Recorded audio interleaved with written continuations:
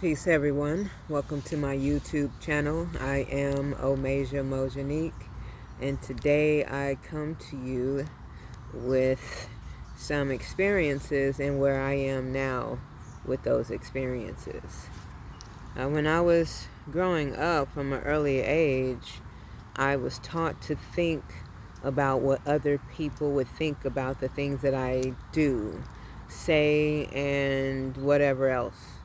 I was taught to think about that and to put that into the calculations of how I would be and do moving forward. And the thing is, all of those things would be made up in my mind. Like, I would have to make that scenario up in my head. Like, I don't know what other people think. I mean, that I believe the main point was, what would my mother think? But it expanded my conscious. Like, well, yeah, no, she would say, what would the people think? It was these people, and why do I have to think about what they think? So it definitely took years for me to dissolve that or alleviate most of that, because I still have moments where that will seep into what I'm doing. And but I'm grateful for having that paradigm shift and recognizing that doesn't have to be your story, because it won't matter at the end of the day. People's attention span ain't but that thick, that long.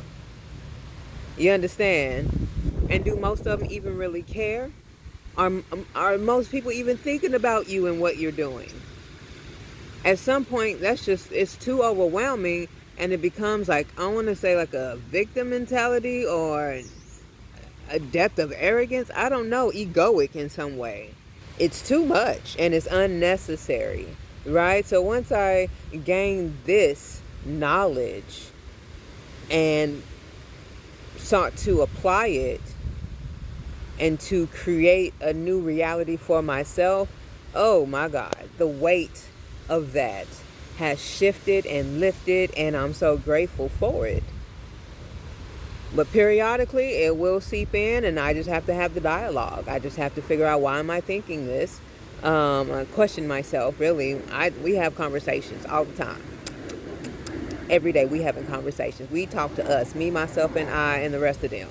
So yeah, we'll go through some stuff and we'll process it together. And we'll figure this thing out, this thing called life. I've heard many stories of people who have died, and nobody really thinks about them to that great of degree, like they did a thing, unless you were like Martin Luther King or Michael Jackson, or just different people of that caliber.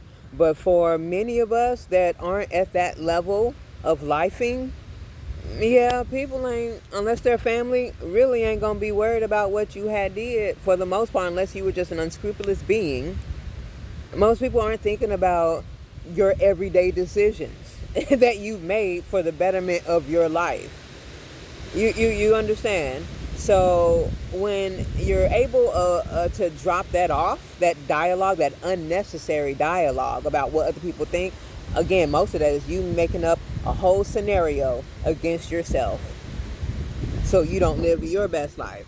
I've done it, and I didn't get to. I think I lived a pretty great life, but I know, based off of what I know now, I could have lived an even greater life. A life of just being uninhibited in a lot of ways, just not caring about what people will think. And again, most of that is just me and my own dialogue.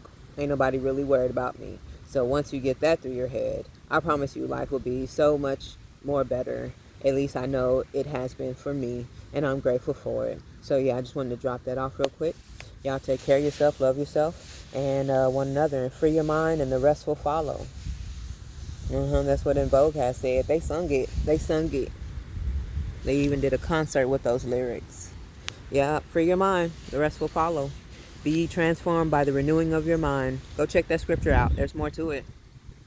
Be ye transformed by the renewing of your mind. Your mind. Not somebody else's, because you can't change their mind. All right, that's it. That's all. Take care of yourself. Love yourself and one another. Peace.